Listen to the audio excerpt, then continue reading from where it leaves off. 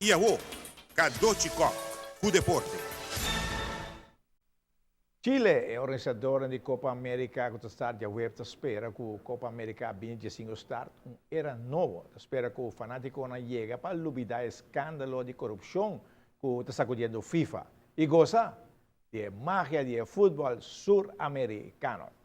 L'ultimo ferie organizzata Oca Promerco Interpasso tu lugar na Rancho La Ponderosa. Mayoría está la tresenan cabay para competir, aunque no tuve mejor cabay na llega. Lo que está bonito es que varios ex caballistas llegan para presenciar en competencia. Y lo que a la jope atención está para la última competencia donde jinete na mestera monta sin silla. Y es cuatro jinetes competir con una feria un toque especial.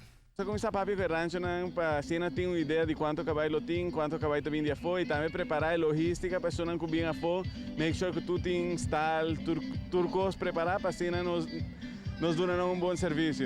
Você vai vir de Colômbia, Corsol, Lubin e Biaque? Nós estamos bem com o Corsol para aqui, forma nós está o para não chegar, já se está via la mão ou via avião, nós está por bando e busca a melhor solução e me está seguro nós chega a algo. Tem isso aí que é de problema, não? Transporte é algo difícil, mas já nós buscamos uma solução, porque é tradição de 30 anos por cada vacina.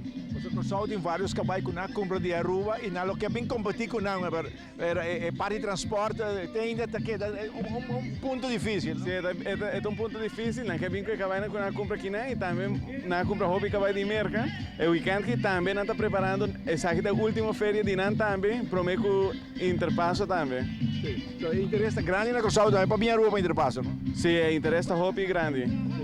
Pero está como mira, competência de noite está com bom prática para todo o cabalho. Sim, é uma boa prática para as pessoas que nunca não competir, é a última opção para não competir e sentir que está para estar dentro da pista para meio que não competir. O que você trabalha dia naquilo? Sim, hobby trabalho, mas tudo costa vai indo bom e tem hobby trabalho para vir a outra de 30 aniversário de Interpasso. Okay.